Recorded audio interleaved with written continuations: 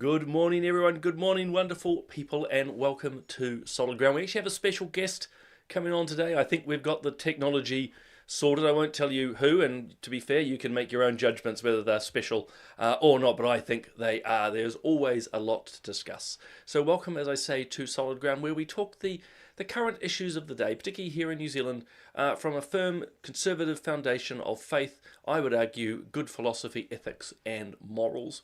A reminder, not so much to our, familiar guests, but to new people tuning in. Solid Ground is a live show. And if you're on the Family First Facebook channel or its YouTube channel, your comments will come live to me in the studio, which is absolutely fantastic. You can comment on what we're discussing, of course. You can ask questions. If there's something that's on your mind and I'm not talking about it, well, throw it into the comments. If you're on other channels, if you're on LinkedIn or Instagram, Substack, wherever, welcome. It's lovely to have you along. I'll get to those comments later, but as I say, they're not coming to me live in the studio like they are here. Very quickly, because as I say, we have a special guest and I can see they're in the waiting room, in the green room, if you will. But good morning, Mike. We've got muddy waters there. Raining in Invercargill. Well, it's actually quite, as I look out my treehouse studio, quite lovely here in Auckland, although I noted a bit pink in the sky this morning. Dean, good morning to you. Not just a good morning from Foo Dogs Trucking, but a jolly good morning. Chilly, I'm told, and Tihi there by Jackie. Lovely to have you along. Rosie. Often the first person on Facebook to comment. Lovely to have you along. Very foggy there by the sound of it. NZ Knitter, good morning. Samuel, good morning there. Darren, gosh, as I keep saying, I could probably spend all morning saying good morning. Which might not go down too well with my boss, which is a terrible segue to bringing in my special guest this morning. Bob McCoskrie, how are you? I'm very well, thank you. And I was a little bit concerned when you said that the special guest, they are waiting. I want you to know my pronouns are clearly he and him. He is waiting. He is waiting. Well, I didn't want to give it away too much. I better say for the sake of our viewers, we haven't gone woke. I've got Bob on. He'll jump in and out of the screen because I haven't fully set things up. But just for our viewers and listeners, this is what we're talking about this morning, because last night there was the first reading of New Zealand First MP Jenny Marcroft's Members' Bill around defining what a woman and a man was. And Bob, you know as well as I do, this is a very significant piece of legislation, and the good news is it passed. Yeah, well, I mean, it's significant because we're getting back to biological reality. We've had a Supreme Court decision in the UK which has made this exact same ruling. And then, of course, we saw the total opposite over the weekend in Australia with the Giggle Tickle case, which basically means that women's only spaces have been cancelled. And I recommend everybody watch your Family Matters interview with Sal Grover to explain just the battle she has had, the excruciating process, the chilling effect on anybody who speaks up in this domain. And actually, that was a theme coming through, I think, last night at Parliament, Simon, was that a lot of the MPs were calling out those who would try to shut down this debate and just label people as transphobic. In fact, one of our favourite Labour MPs, Shannon Halbert, was getting told off quite a lot in the House. I think he would have gone back to his office with his tail between his legs because he was, calling the Minister for Women a sellout, and obviously was really racking up the government side that was supporting the bill. So, yeah, interesting to watch. It very much was a split, wasn't it, between effectively the governing or the centre-right side and the centre-left. So New Zealand First, of course, ACT at the last moment put out a very strong press release. National, they all kicked in behind, whereas Labour, Greens and Te Pāti Māori were all against it. I should probably actually quickly add here, Bob, for the sake of our viewers and listeners, we'll be coming back online about 10 o'clock this morning to do a breaking news. We'll be going more in depth to this. But, jumping back to the vote, like you, I'm pleased that it passed. Are you surprised that it went down such partisan lines? Well, I'm surprised that basically National and ACT voted for it en masse as a party. I thought maybe conscience vote, because I would have thought, and maybe Simon, you can clarify this, I would have thought that an issue like this would have been deemed to be more of a conscience vote. It's a moral issue. So maybe the parties decided they would all hide behind each other. I wonder how united the National Front actually was on this issue. The National Front. National Front's probably not a good term. We don't want to talk about the far right, do we? But ACT came out with some really strong statements on their social media, and also what David Seymour said, and also, obviously New Zealand First were behind it. So, look, I was pleasantly surprised. However, there was a little red flag, I think, in the way National were talking about it. They were saying, we'll send it to select committee, but, we've got all these concerns, even from the Minister of Women, Nicola Grigg, who I'm not sure can actually biologically define what is a woman based on her letter to us after our petition was presented last year. And we'll delve into that, I think, more 10 o'clock this morning, because we'll have obviously more time, because I'm very happy to actually explain to people what I think has gone on in the respective caucuses, why the Speaker did or did not call this a conscience vote. So I think we can definitely go into that. You mentioned Sal Groven. I'm just going to play a short video for people, because she put out about 48 hours ago in that interview we had with her here at Family First. I thought a really good message to members of Parliament, and in some ways I think it's been heeded. The people who don't want to do it, you will lose eventually. I know I have lost 2 rounds right now, and I do have to sometimes stop and just go, I've been in court twice now over what is a woman, and I've lost twice to a man who couldn't make it up. So I know I've lost twice, but sometimes you have to lose battles to win the war, and I have absolutely no doubt that reality is going to win this war. So in New Zealand, why not just stop the war? I thought great words from her there. And again, a reminder, blatant advertising as I knock Bob off the screen for a second. But yeah, we've got you can still hear us in the background. But this podcast is going gangbusters. I was just looking actually at the metrics. So Sal's amazing. So I encourage you to go to the Family First website, its YouTube channel. Bob, I just wanted to quickly run by you a couple of the speeches that were given one by one. The first we'll start with Winston. As I was meant to have something from Jenny Marcroft, who was the sponsor of the bill, but the file got corrupted on the way over. But Winston gave it, well, I'd say a clanger of an interview as he was walking to the House. But give us your take in a moment. But what is your definition? Adult, human, female. And why do you think that's so controversial? Well, it's not controversial. They just passed the same law in the UK. They understand common sense. And here we are here, way behind the times, and I'm just correcting things. Do you think this should be a priority for the government, though, and for politicians to look into? Yeah, I think it is a priority when people are walking into women's dressing sheds and all sorts of things, and they're not females. I think it is a priority. You might not think so, but out there in the real world, they do. Well, that's large. Classic Winston. What was your take? Oh, look, I think he's always been very firm on this. When I interviewed him for my McBlog, just to do some cross-promoting, actually I just had a look at your stats on your Family Matters, Sal Grover. Man, that has really taken off. So everybody has been very keen. Everybody has been keen to see just the Australian experience as opposed to what we've seen in the UK. And of course, remember when Trump first came in for his second term, the first thing he did was, the official edict, there are only 2 sexes. So New Zealand is sort of catching up on this. And of course, it's typical Winston. He's taking on the media at the same time. He's basically calling them out and saying, look, the media are in their own little bubble and they're not aware of the sort of mainstream view on what this is. And look, there was a poll that was taken. It was an update of a Family First poll that we'd done last year, Career Market Research. What they found was that while the diehard support for this bill was around the 52% mark, the opposition had dropped. In the last year, the opposition to the bill has dropped to below 20%. So less than 1 in 5 are opposed to this bill. And I think Labor are on dangerous ground when they're not going with this bill, because I think they're going to do what the Democrats have done in the state. They're going to alienate themselves even more as slightly radical, barking mad kind of close to thing. And so it's going to be interesting. And look, Venushi Walters, the Labor spokesperson, I think she summed up just kind of how radical Labor are becoming.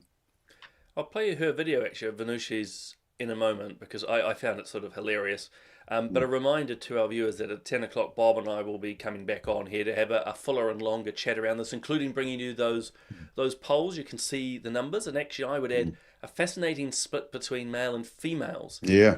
I thought that was, well, interesting, but I've got my theories. But you mentioned Venushi Walters. Here was her little contribution last night. There is from Labor. a word for this bill, and it is irresponsible.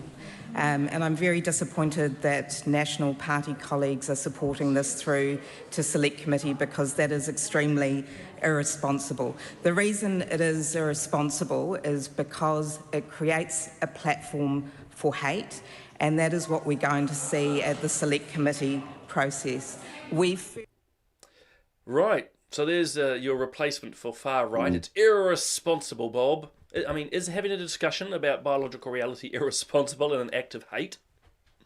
Well, yeah, they say a platform for hate. Look, this is a classic tactic that is used by the left to shut down debate. They throw labels out. They make it all emotive. They basically say we cannot even discuss an aspect of biological reality and truth. We don't want to discuss it, and we don't actually have any arguments against it. So we're just going to say it's hate, it's bigoted, it's transphobic. Any words that can come out, it's far right, it's importing culture wars.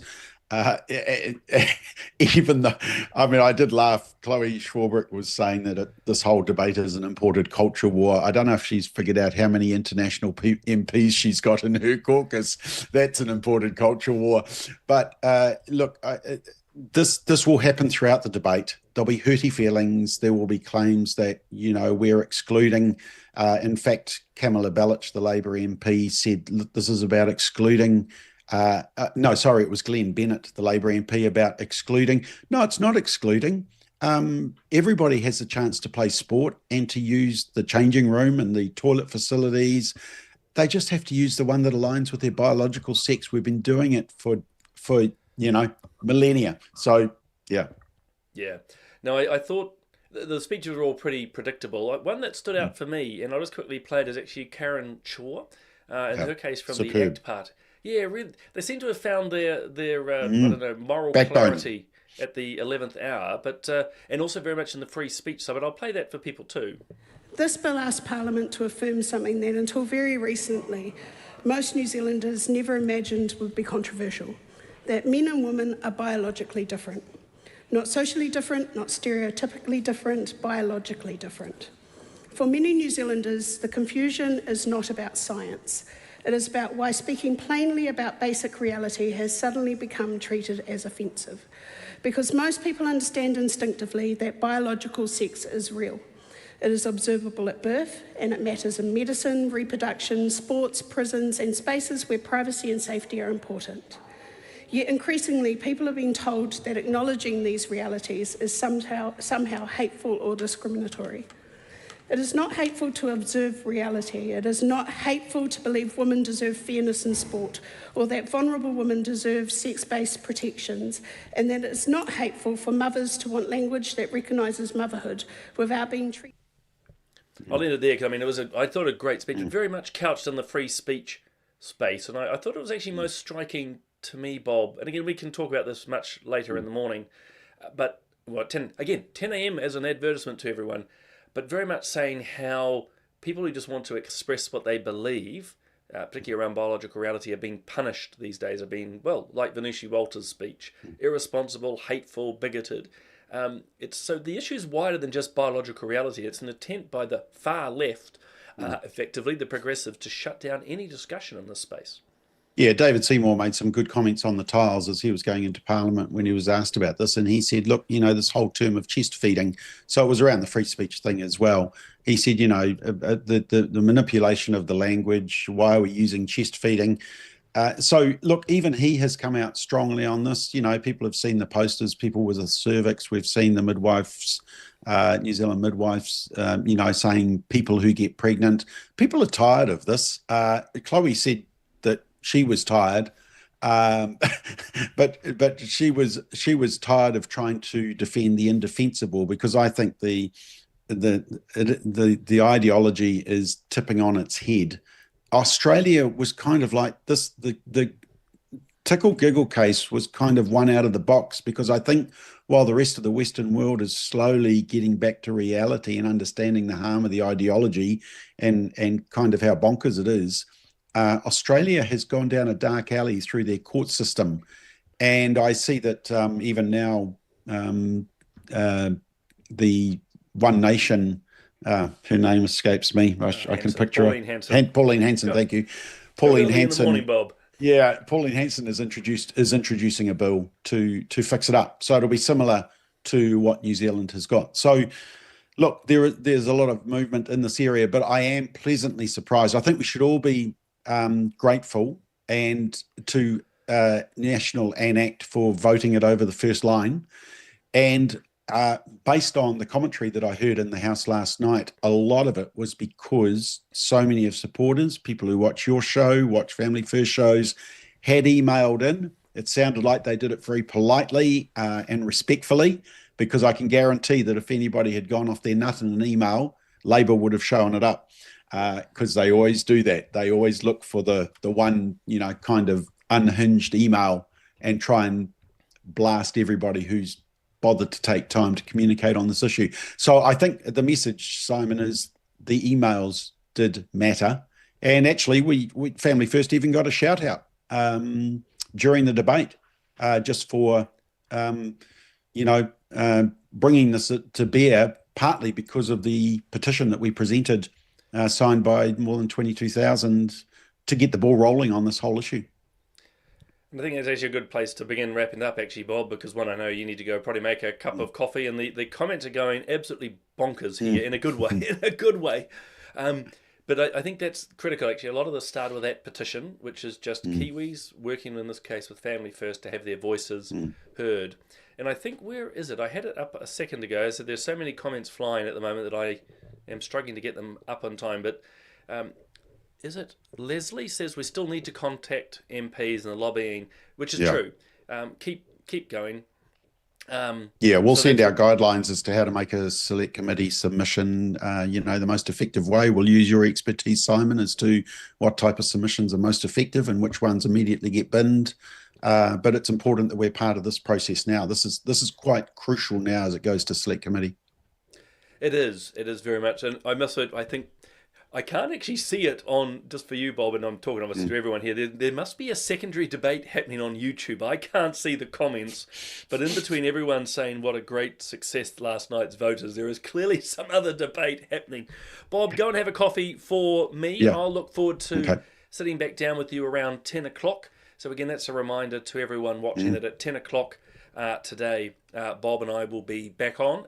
Breaking news, delving deeper into the vote last night, the various motivations, and analysing a bit more of the speeches, including one from the Māori Party, which I thought was bizarre and extraordinary. But we'll come to that about 10 o'clock. So thanks very much. Well, the one from Chloe also is a doozy as well, because I actually think she scored a massive own goal. But anyway, we'll reveal that at 10 o'clock. There we are. We've just doubled our audience just to see that. Very good. Thanks, Bob. Thanks for joining in. Cheers. So everyone, that was obviously Bob McCoskrie joining me here. We're discussing the successful first reading of effectively what is a woman and what is a man in Parliament last night, which is, I think, very, very positive. And as those in the comments have noted, we now have a select committee process to follow. So there's a chance to, over the coming weeks, send in your submissions.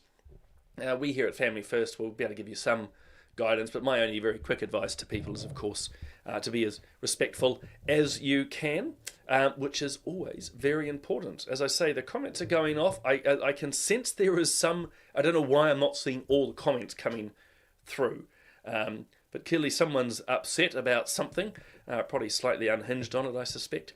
Where am I now? Oh, yes. Someone was mentioning the far right. Obviously, we had the video on on Tuesday, and you got a bit of a hint of it last night too from the left-wingers speaking. They didn't use, from what I could hear, the term far right, but as you heard with Venushi Walters, anyone who has a contrary opinion is to be labelled in a derogatory way. So it's irresponsible, it's bigoted, it's hateful. I mean, gosh, who would have thought just talking about concepts is problematic? But it is problematic for the progressive left and the far left. And I thought that was well illustrated in the United Kingdom over the weekend, where there were several marches. One was organised by, I think it's Tony Robertson, is that his name? Or Robinson? And that protest, we've got all the footage, it looks like huge turnout, a massive turnout. And on the other side, you had the pro-Hamas or pro-Palestinian crowd. And actually, one of the things I observed in the reporting was, I was struck how they didn't try to make an equivalence. They noted that I think it's the Unite the UK rallies, so that's the one they term far right, was huge. And the pro-Hamas, pro-Palestinian one was much fewer, but massive police operation.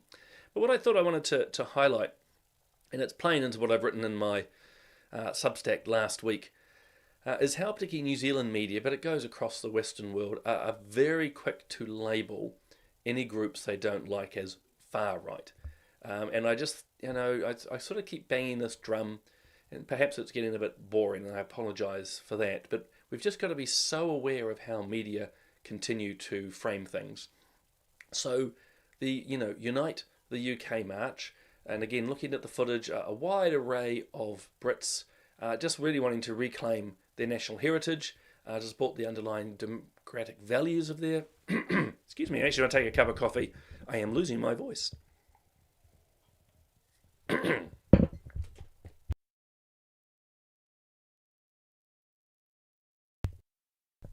There we go.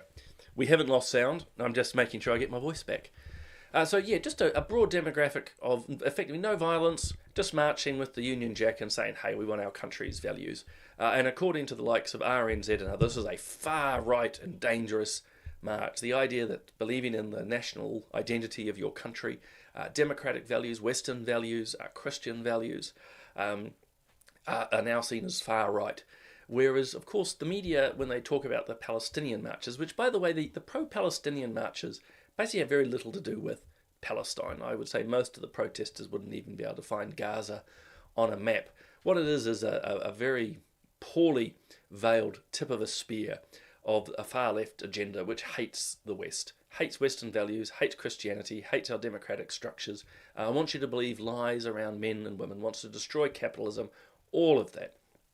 It's why you end up with a ragtag of individuals, from Islamic extremists to far left agitators, unionists, and everything else in between. It's a mad ensemble, but often very aggressive, very threatening. You will have noticed, if you've been following the news, no one in the Unite rally was wearing masks, but pretty much all the ones at the Palestinian ones were. So I just think it's very, very telling. Anyway, enough on that. It was just an illustration of the far left, far right. As I say, last week I did a Substack on it. I've actually got a new one that I've just published this morning. I'm actually more internationally focused, basically arguing that New Zealand needs to be better prepared for global shocks, that we were caught with our pants down with the Middle East. I would argue that the fight that's going on there at the moment between the Islamic regime, America and Israel, was well signalled. We knew it was going to happen, yet we were not prepared. And I'm making the point that actually, in New Zealand's case, what's happening between China and Taiwan, we need to be prepared for something going wrong there. We hope nothing happens, but the Chinese continue to be very threatening. And if they did choose to invade, put it this way, all hell's going to break loose down here. So we need to be prepared. But last week's Substack, the one that's up there, talks about this far right, far left dynamic. The one that I published this morning, more internationally focused. And look, I'm sorry to end with what's a very sad story. But this is a Canadian woman with major mental health issues who's basically seeking to end her life. And now, because of Canada's euthanasia laws, it's a possibility. I want to stress that word. It is only a possibility. It's a very big space for debate, both in the political and commentariat space. There are those who say, look, euthanasia is really meant to be about physical suffering. But as those of us opposed to euthanasia, myself included, foresaw, once you decide that suffering is a reason to end your life, to basically say that suicide is acceptable, once you say that, then all of a sudden physical suffering and mental suffering come into the picture. So I just think it's very tragic. Obviously, this woman has had a terrible life, many problems. I think she's got PTSD amongst other things. Very, very sad. But it's wanting to end her life. She's not that old, and yet it's been entertained. And I think it's just, to be honest with you guys, it's just a tragedy. But this is the inevitable way that euthanasia goes. Once you accept the premise, as you know, the ACT Party and other MPs did when I was in Parliament, once you accept the premise that suffering can be dealt to by killing yourself, then the doors just get wider and wider. So just, again, very, very tragic. As Catherine says, it is very sad, and it is. Because really what's needed here is more care from family and obviously professional carers to wrap support around her, not letting her end it all. I just think it's tragic, and you wait, it'll just get worse and worse in Canada, I'm afraid to say. I think she's in her 40s, but in the years to come, we've already seen, I think, a woman in her 20s had been sexually abused, again, terrible situation, and was euthanized because she couldn't cope with the trauma. So the victim ends up dying. I mean, it's just awful, really. Anyway, I didn't mean to leave on such a sad point. To try and, jolly things up tonight at 5 o'clock.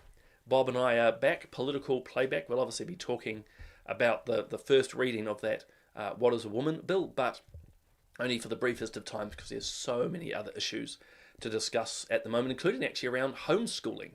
I don't know if you're following the news. They've actually, the government was trying to slip through some major changes around reporting in homeschools. And it really looks like a bit of a state grab, a power grab by the government and the Ministry of Education to control homeschooling more, which is deeply, deeply concerning. So Bob and I will be talking about that and more at 5 o'clock. A reminder too that we still have our young persons panel, the equivalent of Straight Talk, but younger. Counterculture, they've got their latest out at the moment. And a reminder too that, Bob and I will be back around about 2 hours, I should get my math right, in about 2 hours or so to do a breaking news where we will go even more deeply into what happened in the Parliament last night. But guys, I will leave it there. I hope you have a wonderful rest of the day. I'm going to go and make myself a fresh cup of coffee, freshen up, and look forward to seeing those of you who can at the breaking news around 10 a.m. this morning, and others of you at 5 o'clock tonight as we have political playback. Thanks for joining.